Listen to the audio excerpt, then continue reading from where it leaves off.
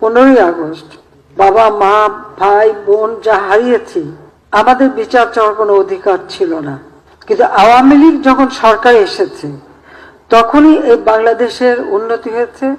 কোটা আন্দোলন হয়েছিল 2018-তে, আমরা এটা মেনে নিয়ে বাতিল করে দিয়েছিলাম কোটা পদ্ধতি। পুরা জুন মাস চলে গেল। জুলাই মাসের 7 তারিখ থেকে হঠাৎ দেখি আবার কোটার জন্য আন্দোলন, যখন কোটা পদ্ধতি নাই আর আন্দোলন না, সেখানে দেখা গেল ঝাঁকে ঝাঁকে সব জড়ো হয়ে যাচ্ছে। তাদের এক দফা দাবি ছিল কোটা সংস্কার, সেই যে দাবি করেছে সেই দাবি সংস্কার করে দেওয়া হলো। কিন্তু সেই সংস্কার করে দেওয়ার পরেও তাদের আন্দোলন থামে না, দাবি থামে না। আন্দোলন কোটা আন্দোলন করছে এক জায়গায়, কিন্তু চারিদিক থেকে ঢাকার সেখানে সেই জঙ্গি ঝুঁকে একদিকে হত্যাকাণ্ড চালানো, অপরদিকে যে সমস্ত প্রতিষ্ঠানগুলি মানুষের সেবা দেয়, যেমন দুর্যোগ মোকাবেলায়, সেখানে অগ্নিসংযোগ, বাংলাদেশ টেলিভিশন সেখানে অগ্নিসংযোগ, সেই সেতু ভবনে অগ্নিসংযোগ, ডাটা সেন্টার, বিটিআরসি ভবন যেখান থেকে পুরো ডিজিটাল সিস্টেমটা সারা বাংলাদেশে পরিচালনা করা হয়, স্যাটেলাইট থেকে যেখানে সমস্ত কিছু নিয়ন্ত্রণ করা হয়, সেটাকে আগুন দেওয়া হলো।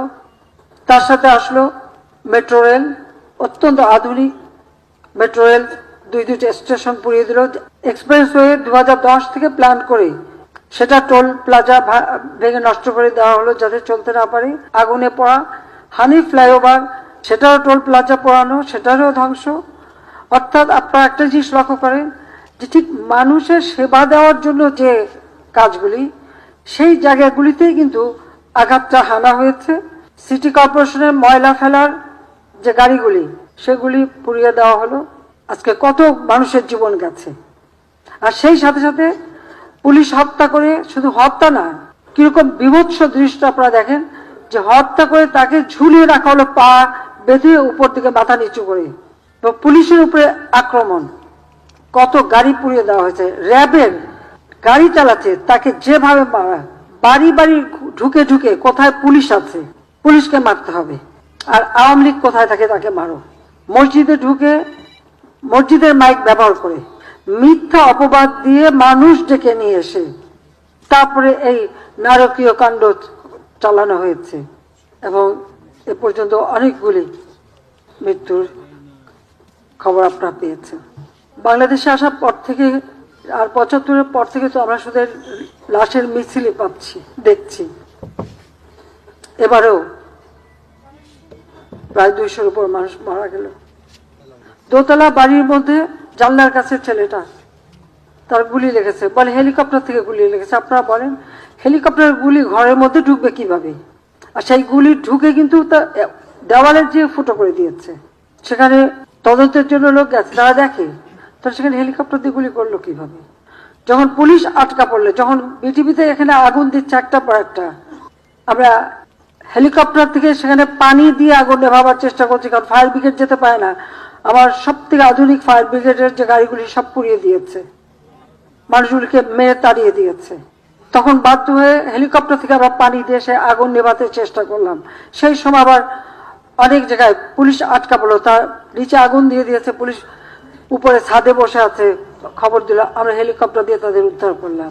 শুধু পুলিশ কেন, অনেক জায়গায় বিভিন্ন বিল্ডিং এ যে সমস্ত কর্মকর্তারা আটকা পড়েছে, আমরা হেলিকপ্টার দিয়ে দিয়ে তাদেরকে উদ্ধার করেছি। একটা জিনিস গেলে আবার গড়ে তোলা যায়, কিন্তু একটা জীবন গেলে, প্রাণ গেলে তো আর ফিরে পাওয়া যায় না। আর যারা আপনজন হারিয়েছে, যে মা তার সন্তান হারিয়েছে, যে সন্তান যার বাবা হারিয়েছে, তাদের কষ্ট আর কেউ না বুঝুক, আমি তো বুঝি। কারণ আজকে এই আগস্ট মাস আমি তো সেই বাবা মা ভাই সব হারিয়ে সেই ব্যথা বিগ্রহ কষ্ট নিয়েই এই বাংলাদেশে ফিরে এসেছিলাম। নিজের ছোট ছোট বাচ্চাদের মাতৃস্নেহ বঞ্চিত করে কেন? বাংলাদেশের মানুষের জন্য, যে এই দেশের মানুষের সুন্দর জীবন পাবে, উন্নত জীবন পাবে। এই যে এতদিন এত শ্রম দিলাম কষ্ট দিয়ে, নিজের দিকে তো তাকাইনি, নিজের ছেলেমেয়ের জন্য কিছু করিনি, যা কিছু করেছি মানুষকে দিয়েছি। প্রতিটি মিনিট প্রতিটি সময় দিন রাত পরিশ্রম করেছি, কারণ তিনি আমাদের রক্ত দিয়ে গেছে, তিনি কিছু নিয়ে যাননি, কিছু নিয়ে যাননি। আবার কি এক টুকরো কাফনের কাপড়ও নিয়ে যাননি। তার গরিব মানুষের জন্য ওই রেড ক্রসের মাধ্যমে যে কাপড় দিতে, সেই কাপড়ের পাড় ছিঁড়ে তারপর সেই কাফন দেওয়া হয়েছিল। আর আমার মা ভাই তাদের কাউকে কোনো কাফন দাফন কিছুই দেওয়া হয়নি, কাজে তারা কিন্তু কিচ্ছু নিয়ে যায়নি, দিয়েই গেছে।